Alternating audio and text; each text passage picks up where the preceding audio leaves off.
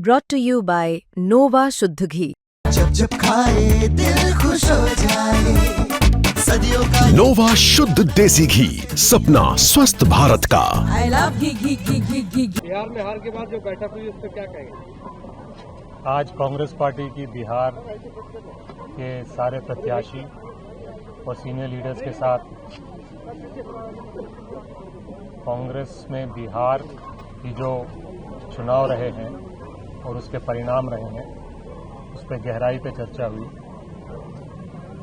दो तरीके के कारण से ज़्यादा चर्चा हुआ। एक कारण जो एक्सटर्नल फैक्टर है, उसमें दो बड़े कारण थे। एक वोट खरीदी और दूसरा चुनाव के प्रक्रिया की धज्जियां उड़ाना। और दूसरा जो आंकलन हुआ, समीक्षा हुआ, वो इंटरनल कारण, मतलब महागठबंधन और कांग्रेस पार्टी के इंटरनल क्या कारण थे, उस पर भी चर्चा रही। इन सारी बातों पे चर्चा करने के बाद आगे के लिए क्या करना है, उन बातों पे भी चर्चा हुई। और इस बात को लेकर बिहार की यूनिट एआईसीसी के समर्थन के साथ आगे बढ़ने वाली है। धन्यवाद। अध्यक्ष जी आप बोलिए। इनको बोलने दीजिए। देखिए, सर्वप्रथम तो आप सबको भी बहुत आभार। बहुत देर तक आप लोग को इंतजार करना पड़ा, और देर तक इंतजार करने का कारण ये हो सकता है कि हम लोग बहुत ही गंभीरता से, हमारे नेतृत्वकर्ता, हमारे सभी नेता, खास करके खड़गे साहब, राहुल जी, केसी जी और सभी के वन बाय वन बात करके सुना, और सुन कर के जो दो तीन बातें छन के आई, सभी कैंडिडेट ने एक स्वर से कहा कि ये एसआईआर के माध्यम से जो वोट चोरी करने का जो लीगल तरीका अपनाई इलेक्शन कमीशन के माध्यम से, वो थी लोगों को आचार संहिता लगने के बावजूद लोगों को फाइनेंशियली मदद किया गया, और खास करके स्कीम वर्करों से उससे वोटिंग के समय जो है कैंपेनिंग किया गया, प्रभावित किया गया, लाइन में लगे लोगों को बताया गया।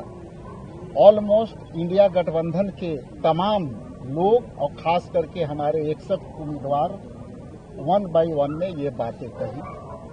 दूसरी जो अहम बातें थी कि हम हार की कारणों की समीक्षा कर रहे हैं, जिसमें प्राथमिकता से ये देखी गई कि आचार संहिता के बाद ये तरह का कृत्य हुआ, उसके कारण हमारे वोट में जो है कोई भी, इतना के बाद भी हमारी वोट प्रतिशत में, इंडिया गठबंधन के वोट प्रतिशत में, खास करके कांग्रेस पार्टी के वोट प्रतिशत में कोई कमियां नहीं आई।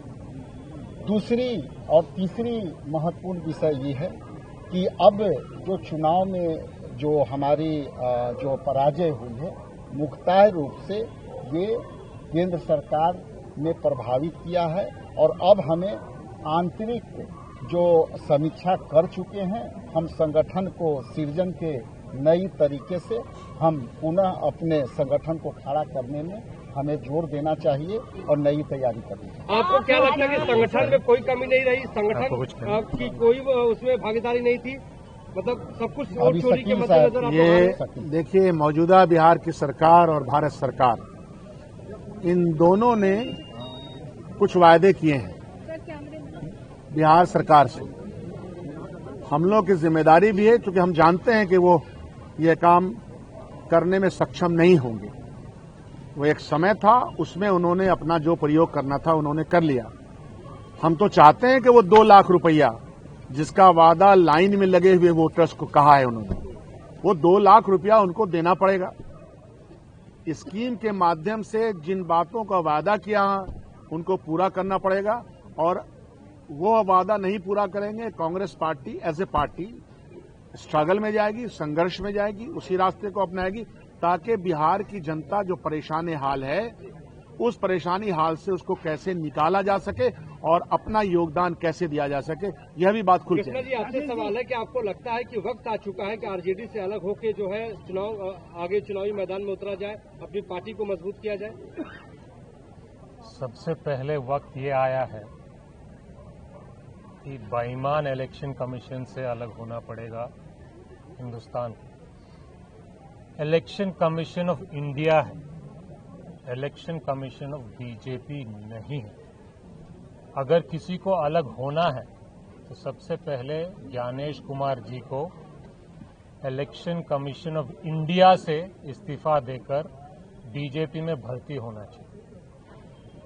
आज बीएलओ मर रहे हैं, विपक्ष आवाज उठा रहा है, इलेक्शन कमीशन चुप है। आपको मैं ये बात याद दिला दूं कि जो प्रेशर आज अनेक राज्य के बीएलओ पे पड़ रहा है, इससे कई गुना ज्यादा प्रेशर बिहार के बीएलओ पे डाला गया था। क्यों? समय और भी कम था, आधार माना नहीं गया था, एन्यूमरेशन फॉर्म्स कंपलसरी थे, बारिश का मौसम था, गरीब इलाके थे, गरीब लोग थे। ऐसे माहौल में आपने वोट काटे, वोट जोड़े। कोई पूछने वाला नहीं कि बीएलओ के साथ बीजेपी के लोग बैठ के फॉर्म क्यों भर रहे हैं। कोई पूछने वाला नहीं, कोई जवाब देने वाला नहीं कि बंद कमरे में धड़ाधड़ साइन मारे जा रहे हैं। प्रक्रिया की धज्जियां यहां से उड़नी शुरू हुई। वोट खरीदी की बात सिर्फ 10,000 रुपया महिलाओं के खाते में नहीं डाले गए। आपको जानना जरूरी है कि किसानों के खाते में 6-6 हजार रुपये डाले गए। चुनाव के 2 दिन पहले तक आपको जानना जरूरी है कि सेवा टोलकों को बड़ी बड़ी रकमें दी गईं। आपको जानना जरूरी है कि 1 करोड़ से ज्यादा पेंशनर्स को 2-2, 3-3 महीने के पेंशन आचार संहिता के लागू होने के बाद और चुनाव के 2 दिन पहले तक किस्तें अकाउंट्स में डाली गईं। अगर आप इन सब का आंकलन करोगे तो बीजेपी ने election commissioner of BJP Gyanesh Kumar ji के साथ मिलकर एक एक विधानसभा में, ये बात ध्यान से नोट किया जाए, एक एक विधानसभा में 75 करोड़ से लेकर 100 करोड़ तक रुपया, सरकारी रुपया, टैक्स पेयर का रुपया, वर्ल्ड बैंक का रुपया लोगों को बांटकर देकर वोट खरीदे गए हैं। अगर ये गलत है तो आप बिहार की जनता से पूछ लीजिए। चुनाव प्रक्रिया की जब आप धज्जियां उड़ाते हो तो आप हिंदुस्तान की जनता के जवाबदेही। अगर कल को महिलाओं को 2 लाख रुपया नहीं मिलेंगे तो क्या ज्ञानेश कुमार जी आकर जवाब देंगे? क्या मोदी जी आकर जवाब देंगे? क्या अमित शाह जी आकर जवाब देंगे? चुनाव फ्री, फेयर और लेवल प्लेइंग फील्ड के साथ कराने की जिम्मेदारी इलेक्शन कमीशन ऑफ इंडिया की होती है। आप किसी से भी पूछ लीजिए, आप विपक्ष की बात छोड़ दीजिए, आप खुद देख चुके हैं बिहार का चुनाव। अगर कहीं से भी दूर दूर तक आपको इलेक्शन कमीशन ऑफ इंडिया का role election commission of BJP ही दिखेगा। और ये सच्चाई है, ये हकीकत है। जब प्रक्रिया ही इतनी खराब है तो मोदी जी किस बात के ढिंडोरा पीट रहे हैं? अगर मोदी जी इतने पॉपुलर हैं तो 60,000 लोग से लेकर 80,000 लोग एक एक विधानसभा को में पैसे देकर वोट खरीदने की क्या जरूरत पड़ी? ये हकीकत है। अकाउंटेबिलिटी की बात किसी ने की, हम भी अकाउंटेबिलिटी की बात कर रहे हैं। संविधान को हम सब अकाउंटेबल हैं।